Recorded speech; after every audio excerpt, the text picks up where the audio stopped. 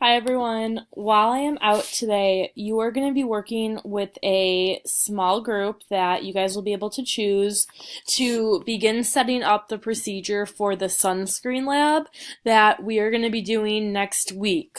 I'm thinking on Monday. The weather looks like it's going to be a sunny day, so we should be able to do this lab on Monday. By the end of class today with the substitute, you should have your procedure written, and then tomorrow we're going to swap labs and you're going to give feedback to another group. So what I'm about to go through, you need to have done for tomorrow, which is Friday. So at the top, we have our 3 lab questions that you can choose from. The first one, does a generic brand of sunscreen and a name brand sunscreen have the same effectiveness? Number 2, do spray sunscreen and lotion sunscreen have the same effectiveness? And the third one, does a higher SPF sunscreen offer more protection from ultraviolet light? So you and your group, the first step is you need to choose which question you want to go through. This pre-lab question right here, do not worry about this. We will do this on Monday when we actually do the lab. The first thing that you and your group are going to do is a hypothesis. We have the if, then, because statement. You need to fill in the blanks depending on which question you chose from up here. So, for example, it might sound something like this. If generic and name brand sunscreen are tested, then the generic sunscreen will have the same effectiveness as a name brand sunscreen because the ingredients are similar. That's just one example.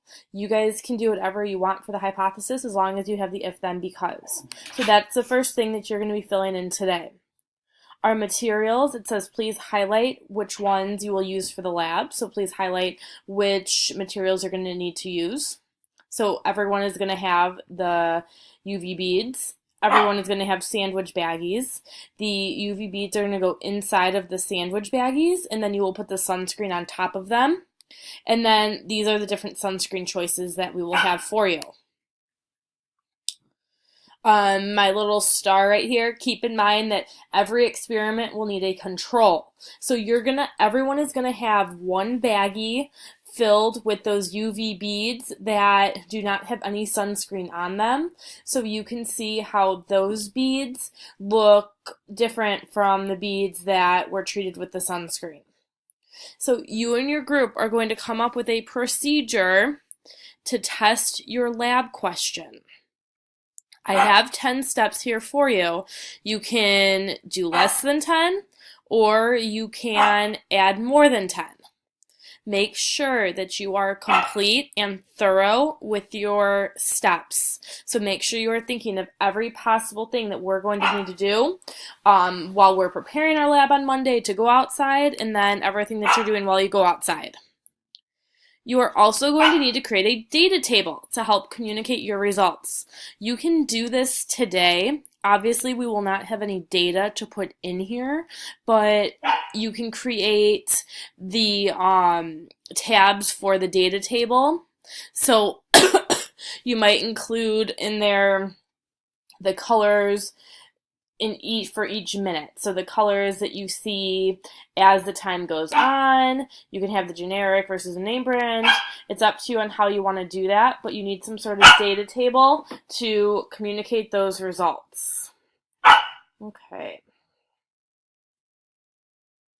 The last part are our conclusion questions. You are going to do these on Monday after we do the lab. Do not worry about these right now. So to recap, you and your small group today are going to first choose a lab question.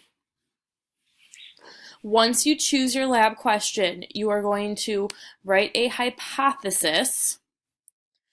You are going to highlight which materials you are going to use for your lab. You are then going to create a step-by-step procedure for how you are going to test your lab question from above. Remember, you are choosing one question. You are not doing all 3.